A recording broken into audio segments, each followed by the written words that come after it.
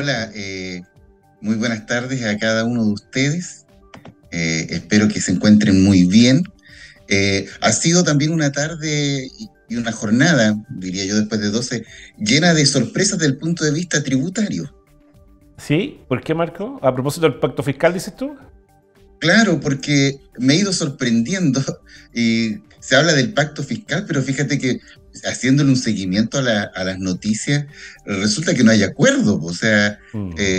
lo presenta el Ejecutivo este proyecto de pacto fiscal, pero recién se va a presentar para que empiecen a ser aprobadas las leyes en el mes de marzo del En próximo marzo. año, Ah. porque el Ejecutivo ya había ingresado un proyecto de reforma tributaria muy bueno, a mi parecer.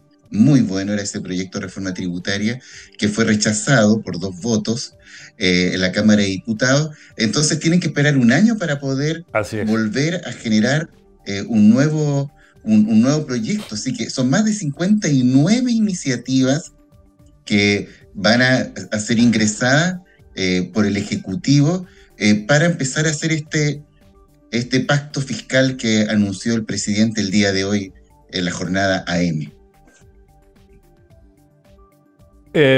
Sí, ahora tú eres académico, Marco, pero también eres un destacado político de nuestra región. Y en esa dimensión quiero preguntarte más bien por una cuestión administrativa, ¿no? Político-administrativa, desde la vieja concepción griega de la política del arte de gobernar. ¿Por qué el gobierno presenta hoy este pacto fiscal ante la opinión pública, pero en trámite constitucional? El trámite constitucional lo deja para marzo del próximo año. ¿Cuál, desde tu mirada política, insisto, desde la concepción más antigua de la política, el arte de gobernar desde los griegos, por qué crees tú que lo deja para marzo y no lo presenta inmediatamente, digamos, al trámite constitucional en el Parlamento? Sí, mira, tiene que ver con acuerdos. Recuerda, perdón, que está en discusión el sistema de la reforma a las pensiones. Está también en discusión el tema de la reforma a la pensión garantizada universal, que se quiere llegar a 250.000 pesos. También está en discusión todo lo que son los presupuestos para seguridad. Mm. Eh, entonces, todos estos 3 conceptos que te he mencionado y que están hoy día en las encuestas en todas partes, tenía que dar una señal el Ejecutivo de tal manera que la ciudadanía tenga conciencia de que estos son los temas que se están discutiendo. Comentarte también de que el Ejecutivo, cuando presentó su proyecto de gobierno, se llama la coalición gobernante, presentó su programa de gobierno, tenía ahí 3 conceptos que eran claros, ¿no es cierto? Que era la pensión garantizada universal, era el tema del sistema de la reforma de las pensiones, era el tema de la lista de espera, la eliminación de lista de espera, copago cero, y el tema de seguridad que se incorporó después a fines del gobierno. Pero para estos 4 puntitos que están con mis dedos aquí, se necesita tener dinero, recaudación fiscal para poder financiar estas necesidades del programa de gobierno. Ya. Lamentablemente el Ejecutivo ahí, a mi parecer, comete un error al darse cuenta que no tiene mayoría en las cámaras. Mm. Entonces, presenta un proyecto para financiar estas 4 ideas muy buenas que la ciudadanía, al elegir a este gobierno, dijo, ya, estos son los temas importantes, pero en las cámaras no tuvo asidero y hoy día no tiene el recurso, no tiene el financiamiento para esas iniciativas.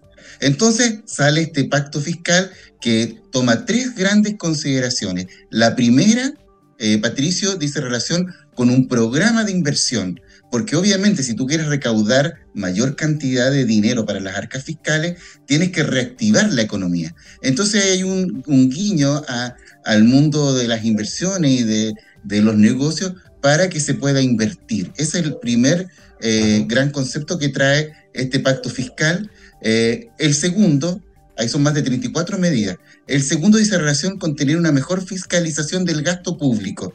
Entonces, el Ejecutivo dice que va a necesitar 8.000 millones de dólares para poder financiar anualmente sus necesidades.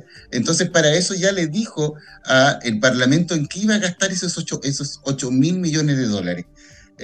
Y obviamente mejorando y optimizando el gasto público y transparentando todo el gasto. Y lo tercero es entregarle mayores condiciones al servicio de impuestos internos para que éste pueda ir y fiscalizar ver el tema de la evasión, la elusión tributaria y también apoyar la formalización de los emprendimientos. Entonces van a hacer una ruta del emprendedor de tal manera de poder llegar al final a un emprendedor que esté formalizado. ¿Qué significa esto? Que tenga iniciación de actividades para que pueda pagar impuestos. Ya, vamos a ir desgranando cada uno de esos conceptos que tú planteas, Marco. El primero que a mí me genera cierta duda, fíjate, dado además el escenario político en el Parlamento que nos comentabas, esta intención a partir de este pacto fiscal de recaudar 8.000 millones de dólares a partir de 6 ejes que tú de alguna manera también bosquejaste.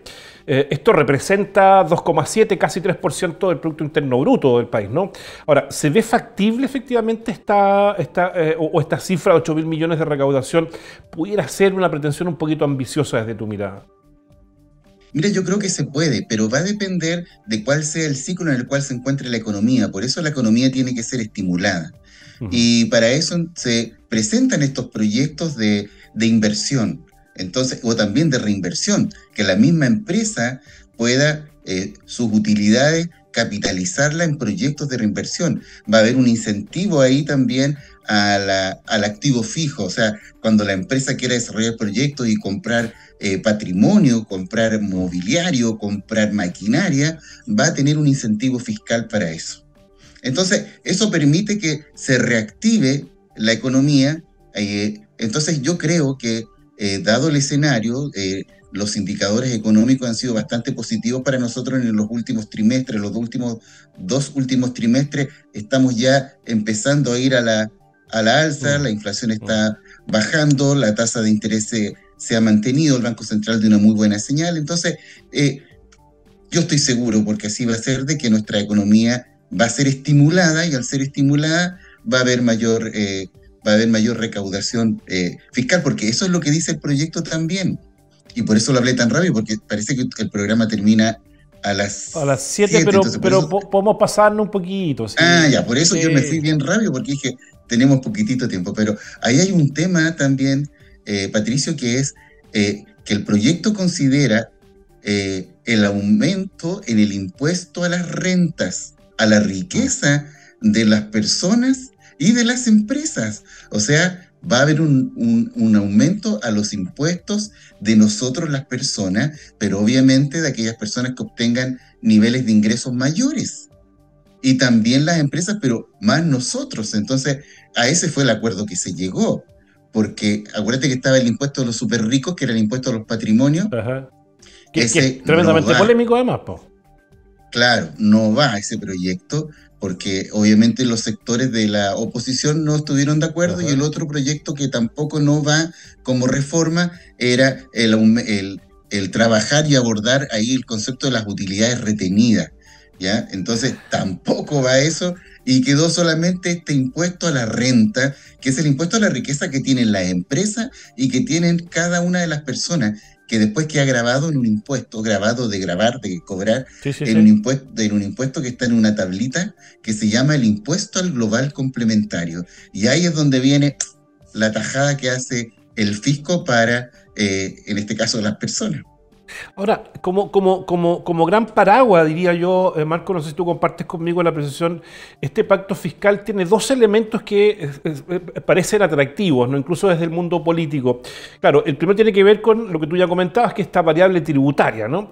Y hay otro elemento, desde mi punto de vista, que tiene que ver con el cómo gastamos efectivamente estos ingresos. Exacto. Que está, de alguna manera, reflejado o bosquejado, digamos, en la propuesta de pacto fiscal. ¿Qué tan relevante, entonces, y conjugables son efectivamente estas dos dimensiones, Marco Antonio? Eso es muy importante, porque uno también tiene que ser realista. Hemos tenido escenarios de incertidumbre entre el gobierno y la oposición. Entonces, la oposición les dicen, bueno, tuvieron el problema de las fundaciones, entonces transparenten. Exacto. Entonces, lo que tiene que hacer el Ejecutivo es transparentar y decir, en esto voy a gastar. Y ahí entonces juega un rol importante el ministro de Hacienda, el ministro Marcel, que a través de la Dirección de Presupuesto, la DIPRES, va a ir dándole el visto bueno a todas esas iniciativas. Se hace habitualmente cuando está la discusión del presupuesto, te lo comento porque es parte de los pasos que tiene que seguir la discusión del presupuesto cuando se ve la ley de presupuesto y los programas de un año para otro, pero ahora van a tener un ojo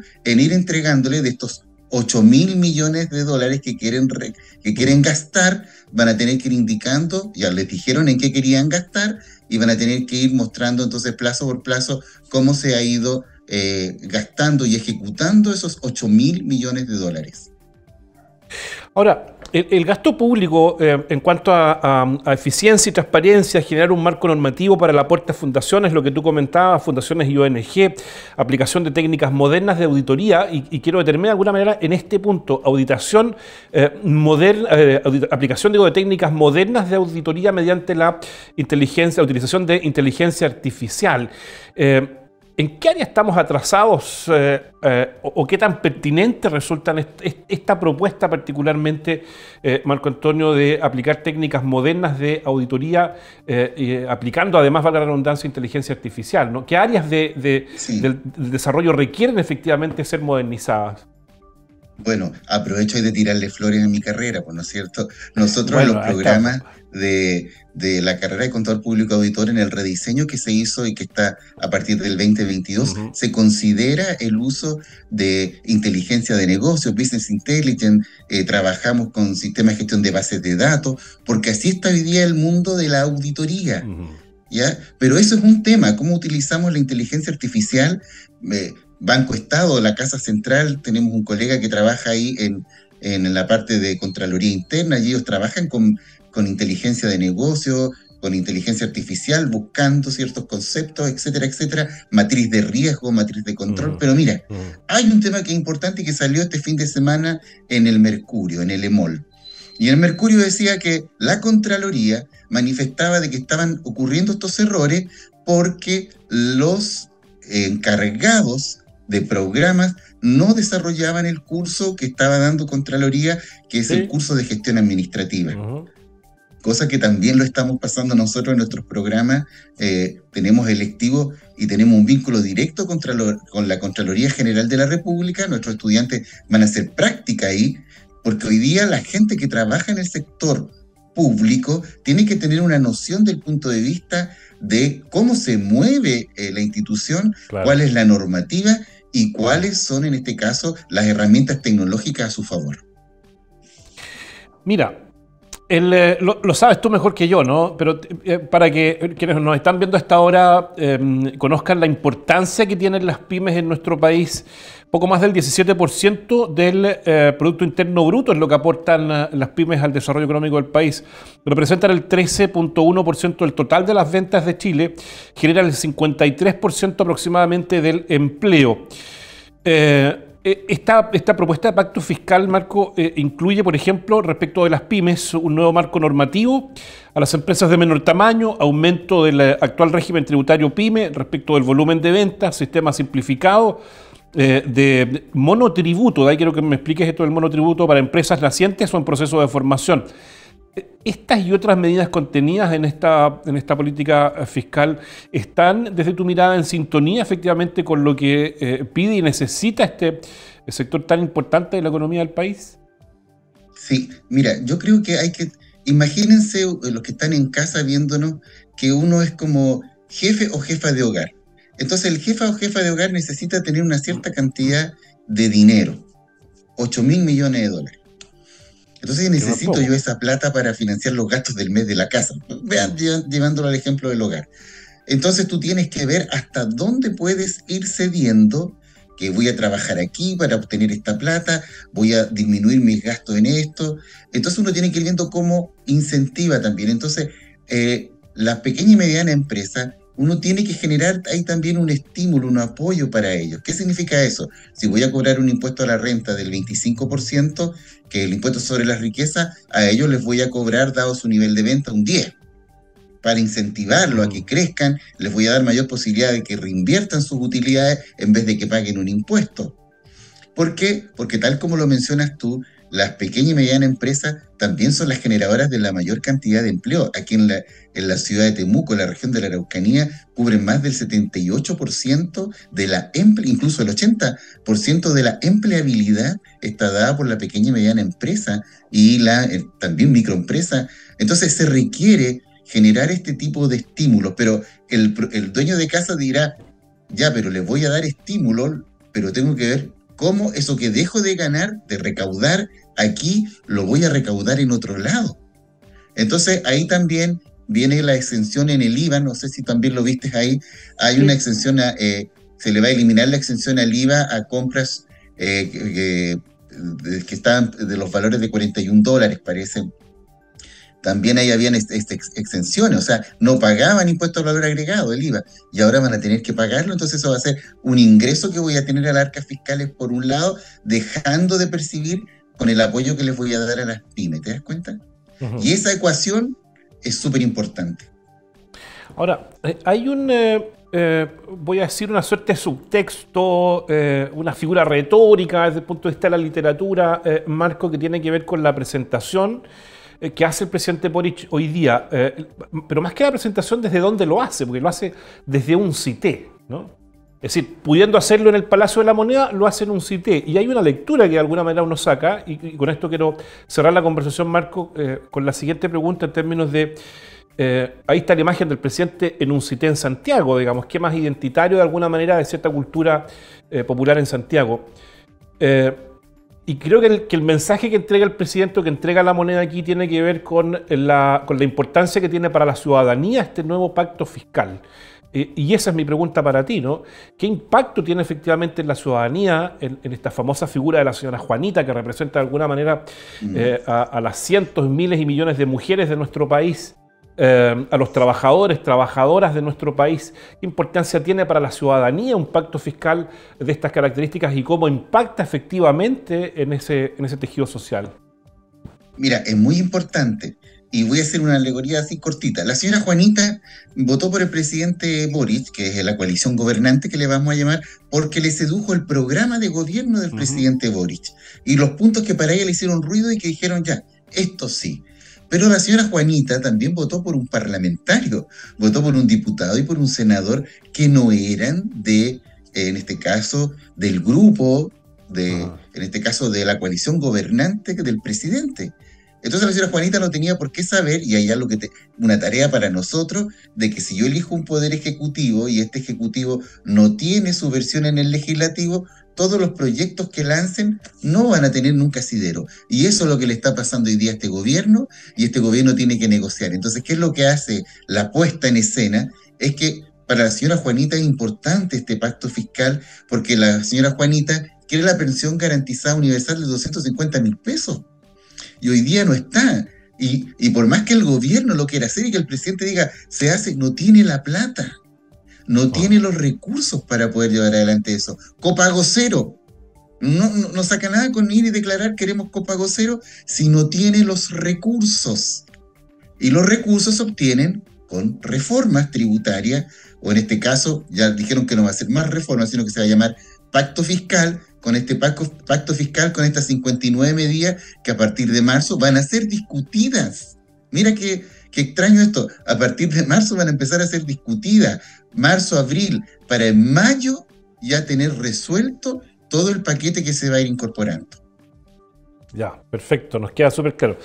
Ya, pues vamos a ver entonces de aquí a allá cuánta agua corre efectivamente bajo el puente, Marco. Nos quedan varios meses todavía para ir auscultando de alguna manera cuál va a ser la sensación de la política básicamente y del Parlamento y los hechos que se vayan develando, digamos, de aquí a allá. Marco Antonio Vázquez, te agradezco muchísimo como siempre la conversación, que estés muy bien, muchas gracias por atender nuestro llamado en UFRO Medio. Bueno, a ustedes, estoy siempre listo. Chao. Oye, sí, tú dijiste presidente, diputado, te faltó alcalde y concejal, para que estén en la misma línea. Y consejero regional y todo. Ya, chao. Chao, Marco.